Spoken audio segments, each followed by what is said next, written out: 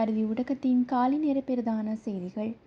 முன்னாள் ஜனாதிபதி மகிந்த ராஜபக்ஷ விரைவில் கொழும்பு திரும்புவார் என்று முன்னாள் நாடாளுமன்ற உறுப்பினர் சஞ்சீவ எதிரிமான தெரிவித்திருக்கின்றார். தேவையான வசதிகள் அனைத்தும் கிடைத்தவுடன் மகிந்த ராஜபக்ஷ மீண்டும் கொழும்புக்கு திரும்ப உள்ளதாக அவர் குறிப்பிட்டுள்ளார். இந்நிலையில் முன்னாள் ஜனாதிபதி ஒருவருடைய ஓய்வு வாழ்க்கைக்கான அனைத்து வசதிகளையும் வழங்குவது அரசின் கடமையின் ஒரு பகுதியாகும் எனவும் சஞ்சீவ எதிரிமான சுட்டிக்காட்டியிருப்பதோடு மேலும் மகிந்த ராஜபக்சவிற்கு சரியான மதிப்பை வழங்க இந்த அரசாங்கம் தயாராக இல்லை என்றும் அவர் குறிப்பிட்டுள்ளமை குறிப்பிடத்தக்க ஒரு விடயமாக பார்க்கப்படுகிறது. நாட்டில் தற்போதைய சூழ்நிலையில் இன்னும் ஒரு யுத்தம் ஏற்படுவதற்கான வாய்ப்புகள் இல்லை என முன்னாள் ஜனாதிபதி மகிந்த ராஜபக்ஷ தெரிவித்துள்ளார். எனினும் எதிர்காலத்தில் எதுவும் நடக்கலாம் எனவும் மகிந்த ராஜபக்ஷ எச்சரிக்கை விடுத்துள்ளார். நாட்டில் நிலவிய யுத்தத்தை முடிவுக்கு கொண்டு வருவதை எண்ணி தான் தற்போது மகிழ்ச்சி அடைவதாகவும் மேலும் தான் அதிர்ஷ்டமாக கருவதாகவும் கூறியிருக்கின்ற மகிந்த தன்னுடைய சிறந்த அமைச்சர்களும் சிறந்த இராணுவ தளபதிகளும் உடனிருந்தார்கள், அதனாலேயே தன்னால் போரை வெற்றி கொள்ள முடிந்தது என்றும் தற்போதைய சூழ்நிலையில் நாட்டில் இன்னும் ஒரு யுத்தம் ஏற்பட வாய்ப்பு இல்லை, இருந்த போதிலும் எதிர்காலத்தில் எதுவும் நடக்கலாம் எனவும் அவர் கூறியிருப்பதாக தெரிவிக்கப்பட்டிருக்கின்றது. தாயகத்தில் இடம்பெறும் நினைவேந்தல் நிகழ்வுகளை கஜேந்திரகுமார் மற்றும் கஜேந்திரன் தலைமையிலான அணியினர் குழப்புவதில் மும்முரமாக ஈடுபட்டு வருவதாக ஜாழ் மாநகர சபையின் முன்னாள் முதல்வர் சட்டத்தரணி மணிவண்ணன் குற்றம் சாட்டியிருக்கின்றார். அத்தோடு அவர்கள் தமிழ் மக்களின் உணர்வுகளை மதிக்காது தன்னுடைய எஜமானர்களுக்கு சேவகம் செய்வதாகவும் அவர் சுட்டிக்காட்டியுள்ளார்.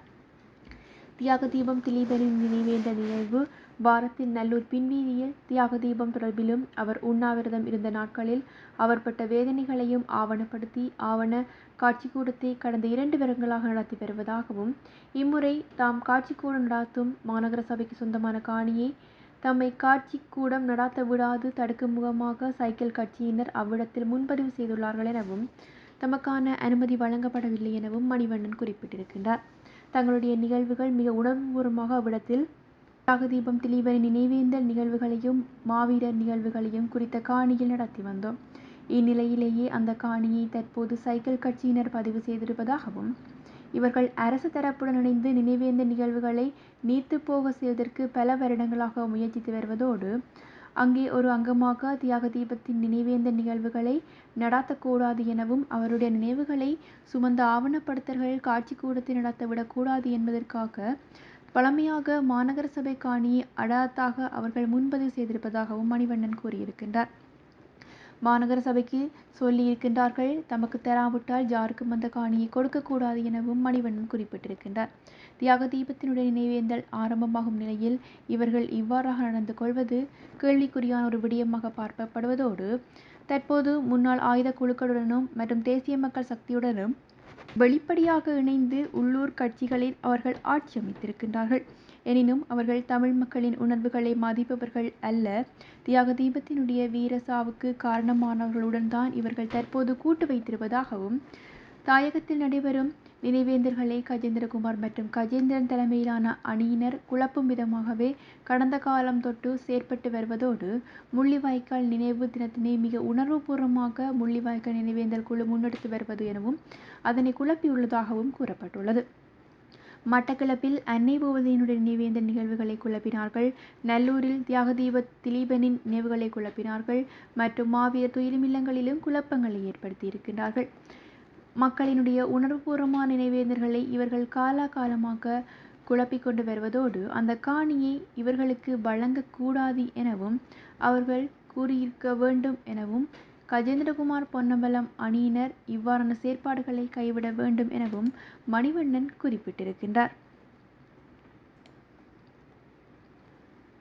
எக்ஸ்பிரஸ் பேர்ல் கொள்கலன் கப்பலினுடைய மின்னஞ்சல் தரவுகளை அளித்து கொழும்பு துறைமுகத்தின் துறைமுக மாஸ்டரை தவறாக வழிநடத்த முயன்றவர்களை அடையாளம் நடவடிக்கைகள் தீவிரப்படுத்தப்பட்டுள்ளதாக கூறப்பட்டுள்ளது.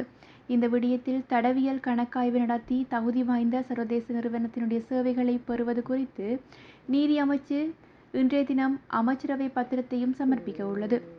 உள்ளூர் தொழில்நுட்ப நிபுணத்துவம் அத்தகைய விரிவான கணக்காய்வை நடாத்த போதுமானதாக இல்லை என்பதை கருத்தில் கொண்டு தடவியல் கணக்காய்வை நடாத்த சர்வதேச உதவியை சட்டமா அதிபர் பாரிந்த ரணசிங்க கோரியிருந்தார். இதற்கிடையில் இந்த விவகாரம் தொடர்பாக கைது செய்யப்பட்ட எக்ஸ்பிரஸ் பேர்லின் உள்ளூர் முகவரான சி கொன்சைடியம் லங்காவின் 3 ஊழியர்கள் இந்த வாரம் பிணையில் செல்ல கொழும்பு மேலதிக நீதவான் அனுமதி வழங்கியுள்ளார்.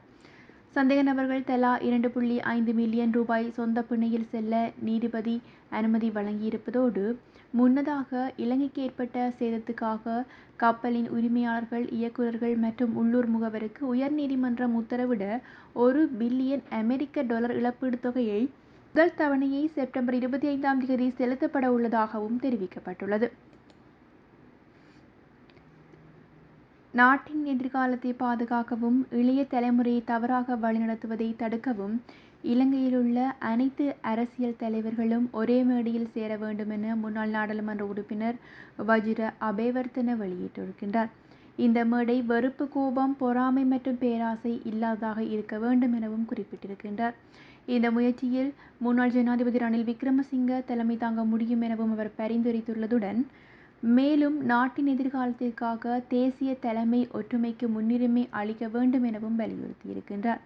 கட்சித் தலைவர்களின் வழிகாட்டுதலின் கீழ் கட்சி மறுசீரமைப்பு உள்ளிட்ட புதிய முயற்சிகள் குறித்த விழிப்புணர்வை ஏற்படுத்த ஐக்கிய தேசிய கட்சி இளைஞர்களுடன் இணைந்து செயற்படுவதாகவும் அவர் கூறியுள்ளதோடு இதேவேளை இன்றைய இளைஞர்கள் எதிர்கொள்ளும் அழுத்தங்கள் குறித்தும் வஜிர அபேவர்த்தன கவலை தெரிவித்துள்ளதுடன் பலர் தங்கள் எண்ணங்களை பகிர்ந்து கொள்ள யாரும் இல்லை எனவும் கைபேசியில் அதிக நேரத்தை செலவிடுவதாகவும் வஜிர அபேவர்த்தன குறிப்பிட்டுள்ளார். நகர்ப்புறங்களில் பயணிகள் போக்குவரத்தை மேம்படுத்தும் நோக்கில் போக்குவரத்து, நெடுஞ்சாலைகள், துறைமுகங்கள் மற்றும் சிவில் விமான போக்குவரத்து அமைச்சு 100 தாழ்தள பேருந்துகளை கொள்வனவு செய்ய அறிவித்துள்ளது. அமைச்சுக்களின் கூற்றுப்படி பேருந்து வசதியானவை, நவீனமானவை என்பதுடன் முக்கிய நகரங்களின் திறமையான பொது போக்குவரத்து சேவைகளுக்கான வளர்ந்து வரும் தேவையை பூர்த்தி செய்யும் வகையில் வடிவமைக்கப்பட்டுள்ளது.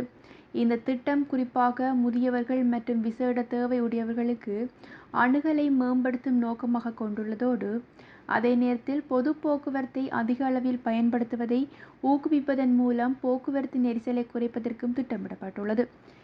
ஏலத்திற்கான அதிகாரப்பூர்வ அழைப்பு வெளியிடப்பட்டதுடன் ஆர்வமுள்ள தரப்பினர் முன்மொழிவை சமர்ப்பிக்குமாறும் கோரப்பட்டிருக்கிறார்கள்.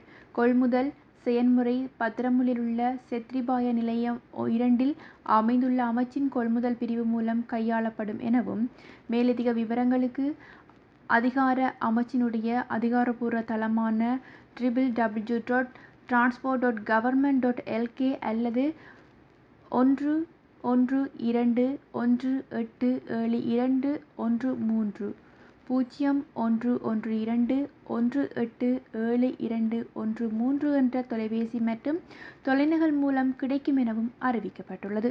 நன்றி.